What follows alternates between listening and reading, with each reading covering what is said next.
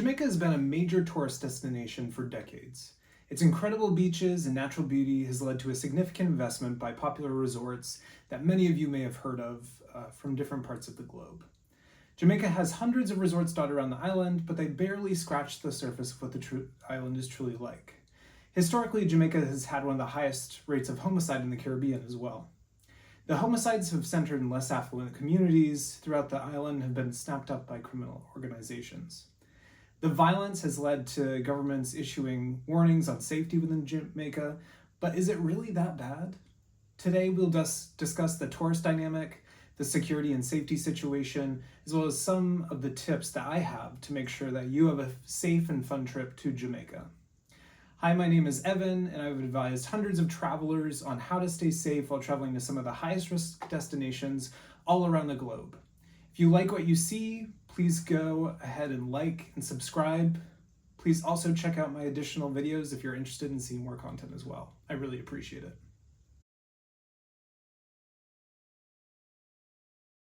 To start, I just want to talk a little bit about the tourism situation in Jamaica as it is currently.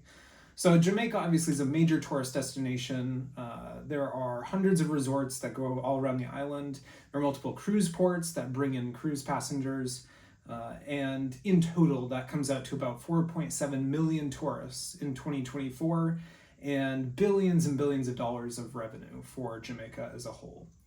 A lot of these tourists comes from destinations in North America. Obviously, the United States is one of those major major groups of people who go to visit Jamaica, Canadians as well, and people from other parts of the world too. The resorts themselves cater specifically to an international tourist audience primarily, and often can misrepresent what Jamaica is truly like, but it is a good place to go, especially on the safety side of things. Jamaica's coastline is almost entirely privately owned, which is unfortunate because it does leave the locals in a position where they do have to pay to go to the beach oftentimes. Most of the resorts are really focused near the second largest city, which is Montego Bay, and that's up on the northern part of the island.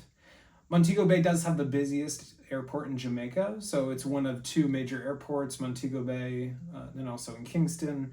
But Mo Bay definitely has the bigger of the two airports just because all people are traveling in there to go to these various resorts on that north portion of the island. It also is easily accessible to the west part of the island, which has a lot of resorts as well. So it's really sort of the tourist hub if you're planning on going to one of those locations. The other thing about Montego Bay is a lot of the resorts sort of dot, on the outskirts of the city proper. Inside the city itself, tends to be a little less safe. We'll get into that in a few minutes, but they're sort of, both to the west and the east of Montego Bay and the airport.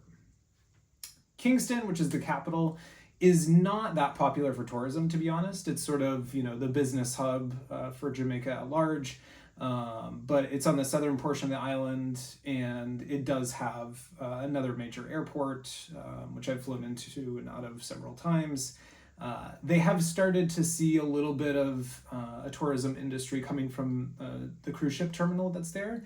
So there is a stop for some of the cruise lines to drop people off. They go to visit certain sites around the city, and so you will see occasionally some cruise ship passengers there as well. So with that, let's talk about sort of the major safety and security issues that people may face if they're traveling to Jamaica. So really, the primary things that may come up, these are sort of the most significant risks that you could face would include violent crime, non-violent crime or petty crime, and then the last one is really in relation to natural disasters. There are other risks, obviously, throughout the island. I would just say these are the three that I would focus on most, especially if you're planning on going for a tourist reason. Violent crime is really one of the first issues that most people hear about when they travel to Jamaica. So one thing to note about Jamaica as a whole, right, the violent crime situation tends to really be played up by the media. And so you'll see different reports, from news media sources within the US or other locations that will try to dissuade people from going to Jamaica. And sometimes they over-highlight some of the risks that's there, especially if you're just going to a resort. With that, I would say there's a couple things to note specifically about violent crime. So there are organized criminal groups all across the island. There are about 300 active ones at any given time, and that can change periodically, right? So some of these groups are much larger, or they may be associated with larger transnational criminal groups, but oftentimes they're really smaller, centered on a specific locale, and maybe only amounting to a very small amount of people in total, right? So I would just say keep in mind that 300 gangs seems like a lot, but in reality, right, you're less likely to experience some kind of gang violence, especially if you're a tourist.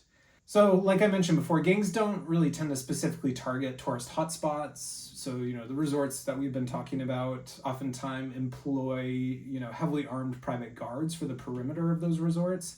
And then they'll have their own security service within inside the resort itself. In addition, those tourist areas are of primary concern for the Jamaican police, called the Jamaican Constabulary Force. So they are going to be specifically looking to ensure that, people are safe in tourist areas because it results in billions of dollars, coming into the Jamaican economy. There are a few areas that I would say that you should just be a little careful of. So in Montego Bay, like we mentioned, the city proper, can experience some violent and non-violent criminal activity. And then if you go basically on the other side of the main highway that goes through Montego Bay and sort of is where all of the different resorts sit along, that's when there can be some issues with gang violence. Historically, it's been a place where they've had to issue states of emergency to sort of tamp down on the issues going on there. So I would say, you definitely want to be careful within the Montego Bay area. Even though it is a major tourist location within Jamaica, it's important to know exactly where you're going. Clarendon Parish, which is on the southern portion of the island, it's unlikely that a lot of travelers would go there, but it is west of Kingston.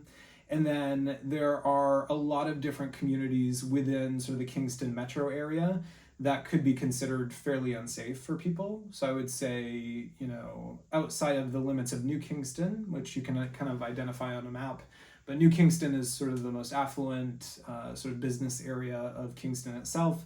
Outside of that area, you may run into, bigger problems just because of the situation there, the potential for gang violence, the potential for just nonviolent criminal activity as well. If you want a full list of areas that aren't recommended, one of the resources that we've talked about a lot in these videos is using the U.S. State Department. You can check their travel advisory, and it lists a ton of different communities that they don't allow their staff to go to. Like I always say, take the State Department advisories with a grain of salt. It could be that, you don't need to be that risk averse while you're there. However, I think it gives you a good baseline to understand what's going on.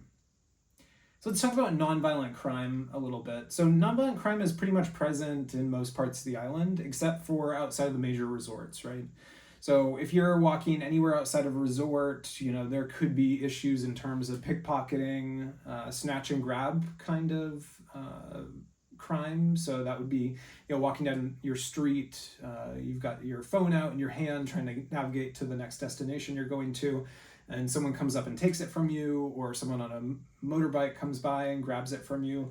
All those different things are possible. So I would just, be very careful with your valuables. You should have them stowed away if you're walking around for any reason. Don't have AirPods in, make sure you're paying attention to your surroundings, all of those things. And then the last point here is really in relation to natural disasters. So natural disasters, there's not a lot you can do to prevent a natural disaster, but it's just really important to be prepared and understand when you should go and when you shouldn't go to a particular location if there's going to be a risk of hurricanes at that time, for example. So for Jamaica, really the big one is hurricanes, like I just mentioned. There are a few others too. So, flooding, mudslides, things like that can occur as a result of, excess rain, things like that. But really hurricanes are the big one, and they can cause flooding as well.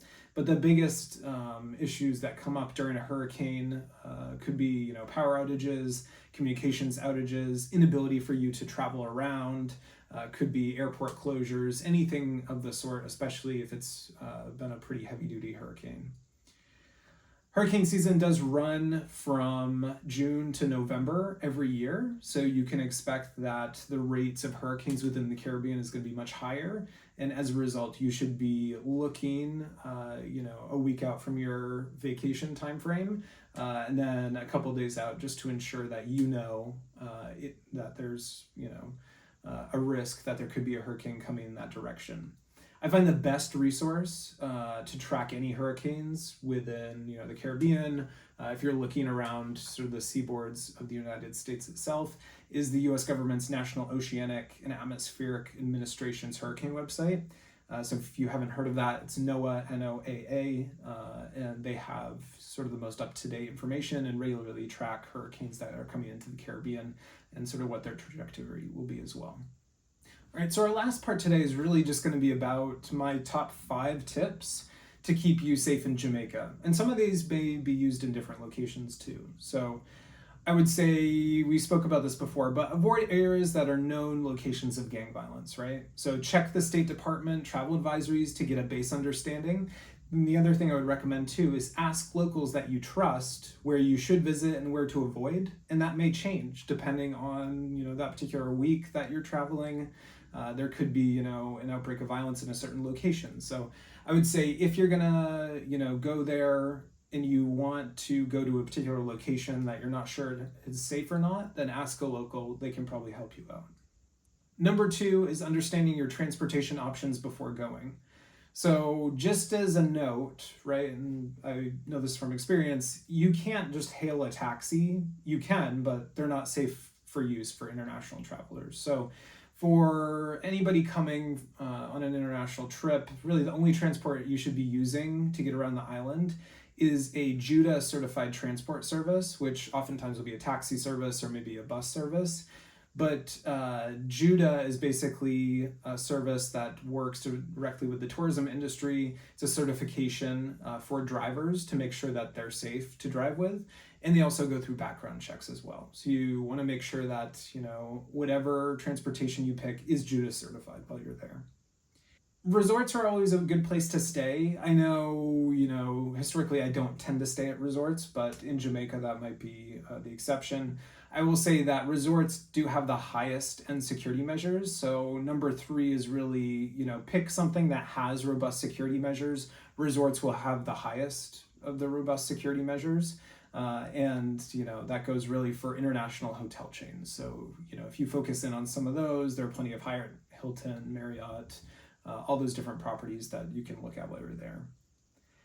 Number 4 is just be cautious about walking around at night and avoid nightclubs, right? So there are some nightclubs in sort of the major tourist areas. So in Montego Bay, outside of the resorts in the city proper, those particular nightlife areas can see pretty high levels of criminal activity, which could include anything from pickpocketing to, other forms of criminal activity. And then even, the chance that, you could be drugged at a bar or restaurant, something like that.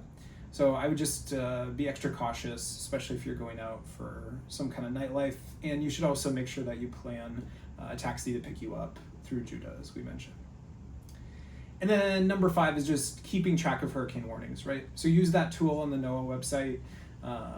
Hurricanes could definitely affect your trip completely. It could make it, even untenable for you to go and visit.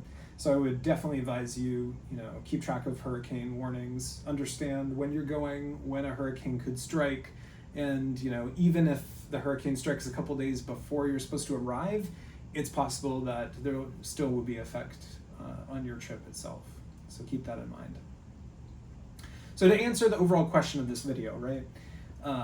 Is Jamaica actually safe to travel to in 2025? I would just say the answer is yes, right?